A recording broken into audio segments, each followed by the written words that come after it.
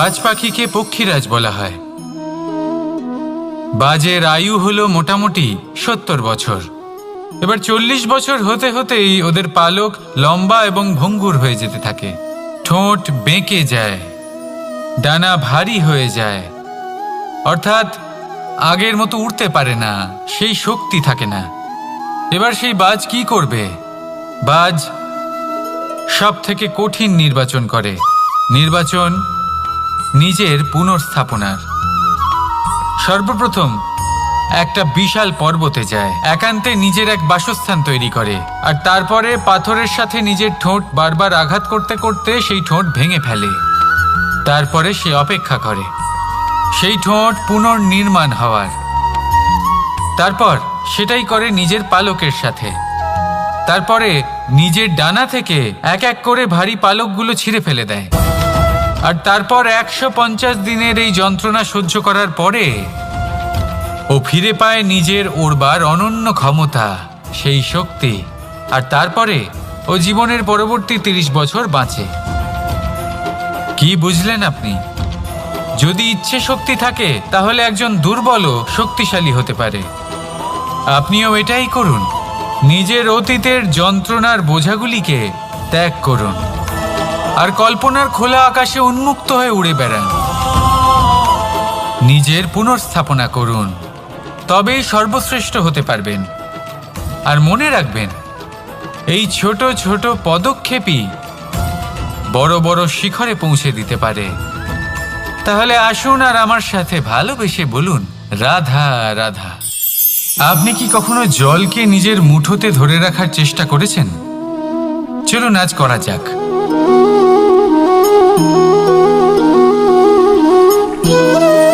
যদি আপনি নিজের মুঠো জোরে বন্ধ করেন, জল ধরে রাখতে পারবেন না। যদি আপনি তাকে এমনি বইতে দেন, তাহলে ও নিজের পথ নিজেই করে নেবে আর আপনার হাতেও থেকে যাবে। আমাদের জীবনও হলো কিছুটা এরকম, জলের মতো। নিজের পথ নিজেই করে নেয় এই জীবন। প্রত্যেক সমস্যার সমাধান নিজেই করে নেয় এই জীবন। তাই জীবনে যখন কোনো পরিস্থিতি আমাদের প্রতিকূল হয়ে থাকে, কিছুই হয়তো আমরা বুঝতে পারছি না, কিছুই যখন বসে থাকে না, তখন আমরা হতাশ হয়ে পড়ি, নিরাশ হয়ে পড়ি। আর এটাই করা উচিত নয়। শান্ত মনে দেখতে হবে যে এই জীবনে আসলে কি ঘটে চলেছে। কষ্ট সবাই ভোগ করেন। কষ্ট পেলে কেউ রেগে যান, রেগে গিয়ে পরাক্রম দেখান। এটাই তো করা উচিত নয়। শান্ত মনে সেটাই করতে হবে যা জীবন আমাদের শেখাতে চাইছে। জীবন আমাদের সব শিখিয়ে দেবে, শুধু মনে রাখবেন কখন প্রয়াস করতে হবে আর কখন আমাদের প্রতীক্ষা করতে হবে, সেটা আগে আপনাকে বুঝতে হবে। তাহলে আসুন আমার সাথে ভালোবেসে বলুন, রাধা রাধা। বল, শক্তি, পরাক্রম এই সংসারের বিকাশের মূল।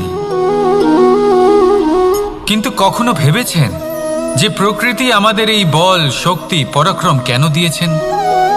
যাতে আমরা জীবনে কারোর উদ্ধার করতে পারি, কাউকে সাহায্য করতে পারি, কারোর জন্য ভালো কিছু করতে পারি, কোনো গরিব অসহায় মানুষের জন্য কিছু করতে পারি। এই বল, এই শক্তির সদ্ব্যবহার করতে পারি। কখনো দেখেছেন এমন মানুষ যার কাছে অসীম শক্তি আছে, কিন্তু তার সাথেই অসম্ভব অহংকারও রয়েছে, যিনি নিজেকে সর্বশ্রেষ্ঠ বলে মনে করেন, খারাপ কাজও করেন। আপনি দেখবেন প্রকৃতি এবং মানুষ তাকে ভাঙতে সর্বদা চেষ্টা করেন।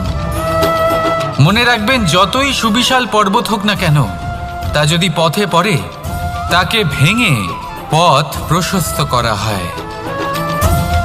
যদি আপনার কাছে বল থাকে, শক্তি থাকে, পরাক্রম থাকে, তাহলে তার সদ্ব্যবহার করুন, কাউকে সাহায্য করুন, কাউকে রক্ষা করুন।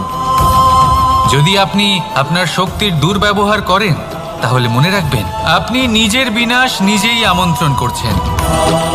এবার বল অর্জন করার পরে, শক্তি অর্জন করার পরে আপনি নিজেকে বিনাশ করতে চান নাকি এই সংসারের উদ্ধার করতে চান? সিদ্ধান্ত আপনার। রাধা রাধা। মানুষ আর ধন, এই দুইয়ের মধ্যে সম্পর্ক খুব ঘনিষ্ঠ। ধন হলো সেই শক্তি যার ব্যবহার মানুষ করে থাকে সাংসারিক বস্তু ক্রয় করার জন্য, নিজের জীবন যাপন করার জন্য। আর মানুষ হলো সেই শক্তি যারা ধনকে গুরুত্বপূর্ণ করে তোলেন। এবার একটা কথা বলি, ব্যবহার করা উচিত ধনকে আর ভালোবাসা উচিত মানুষকে। এটা বেশিরভাগ মানুষই বোঝেন না। মানুষ এখানেই সব থেকে বড় ভুল করে বসেন। তারা ভালোবাসেন ধনকে আর ব্যবহার করেন মানুষকে। এ হলো অনুচিত। দেখুন, আপনি একটা সূচের দ্বারা যুদ্ধ করতে পারবেন না, আর কোনো তলোয়ার দ্বারা বস্ত্র সেলাই করতে পারবেন না, তাই না? কোনটা কিসের জন্য হয় সেটা বোঝা অত্যন্ত জরুরি। আপনিও সঠিক দিকে অগ্রসর হন। মানুষকে ভালোবাসুন আর ধনকে ব্যবহার করুন। যদি আপনি মানুষকে ব্যবহার করেন তাহলে আপনি ভালোবেসে ফেলবেন ধনকে, আর এই ভালোবাসা ধীরে ধীরে পরিণত হবে লোভে, আর ধীরে ধীরে এটা আপনাকে বিনাশ করে দেবে। তাহলে সমস্ত মানুষকে ভালোবাসুন আর এইভাবে ভালোবেসে বলুন, রাধা রাধা। সাফল্য কে না চান? সাফল্য লাভ করার, শিখরে পৌঁছানোর আলাদাই একটা আনন্দ রয়েছে। আর আপনজনদেরও কে না চান? প্রত্যেক মানুষ চান যেন জীবনে তার কোনো আপনজন থাকে, যারা সবসময় তাদের সাথে থাকবে। কারণ আপনজনের সাথেই তো সাফল্যের আনন্দ সব থেকে বেশি পাওয়া যায়। কিন্তু আসলে কি হয়, অনেক সময় সাফল্যের খোঁজে সেই পথে চলতে চলতে আমরা আপনদের থেকে দূরে চলে যাই। না চাইতেও দূরে চলে যেতে হয়, ওনাদের সাথে সময় কাটাতে পারি না। আর আমরা ভুলে যাই যে সাফল্যের আসল আনন্দ আপনজনদের সাথেই পাওয়া যায়। সফল হওয়ার পরে আপনদের সাথে দেখা হলে তাদের চোখে আমাদের জন্য যে আবেগ থাকে, যে সম্মান, যে প্রেম থাকে, সেটাই হলো আসল পুরস্কার। আমরা সেই কথা ভুলে যাই এবং একা হয়ে পড়ি। বেশিরভাগ সময় এটাই হয়। বেশিরভাগ সময় সফল মানুষগুলি একা হয়ে যান। এবার আপনি কি চান? আপনি অসফল হয়ে দিনগুলি একাকিত্বে কাটাতে চান, নাকি সফল হয়ে আপনজনদের সাথে আনন্দে থাকতে চান? সেই সিদ্ধান্ত আপনার। সাফল্যের পেছনে ছুটুন, নিজেকে উজাড় করে দিন, কিন্তু আপনজনদের সঙ্গ ত্যাগ করবেন না।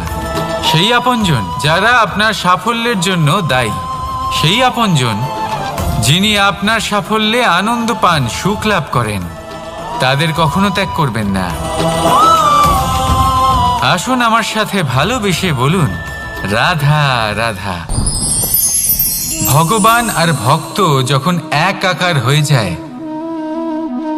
যখন ভক্ত তার ভগবানের প্রতি এবং নিজের জীবনের উদ্দেশ্যের প্রতি সম্পূর্ণরূপে সমর্পিত হয়, তখন জন্ম নেয় ভক্তি।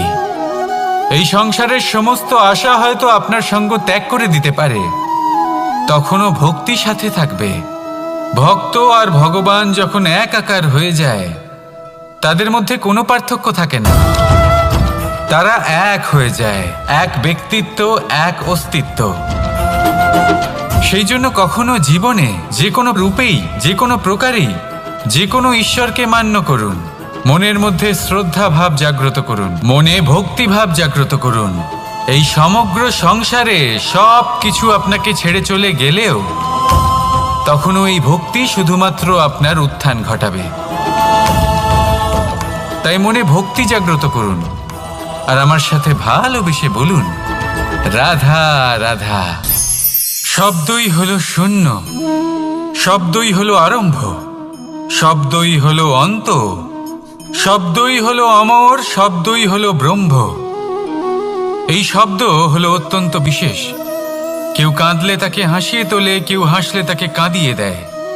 কারোর মনে উদ্দীপনা জাগিয়ে তুলতে পারে, আবার কারোর মনে কাঁটা হয়ে বিঁধে থাকতে পারে। একটা অত্যন্ত গুরুত্বপূর্ণ কথা যা বোঝা অত্যন্ত আবশ্যক।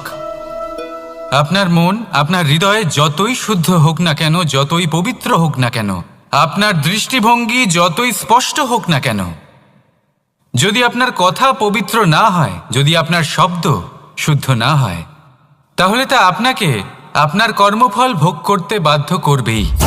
একটা সহজ উদাহরণ দিই। আপনার জীবনে এমন কেউ অবশ্যই থাকবেন যাকে আপনি পছন্দ করেন না, যিনি হয়তো অধর্মী মানুষ, যিনি হয়তো দুর্বুদ্ধি সম্পন্ন মানুষ, কিন্তু তার জন্য অপশব্দ প্রয়োগ করলে তার মধ্যে কোনো পরিবর্তন আসবে না, তার মানসিকতা বদলাবে না, শুধু মনে প্রতিশোধ স্পৃহা জেগে উঠবে, মনে হিংসা জাগবে, আর কিচ্ছু নয়।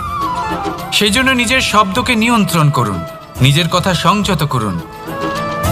শ্রেষ্ঠ থেকে শ্রেষ্ঠতর মানুষকেও সাবধানী হতে হয়, কারণ যদি এই শব্দের প্রয়োগ সঠিক না হয়, তাহলে আজীবন মানুষকে নির্বাক হয়ে থাকতে হতে পারে।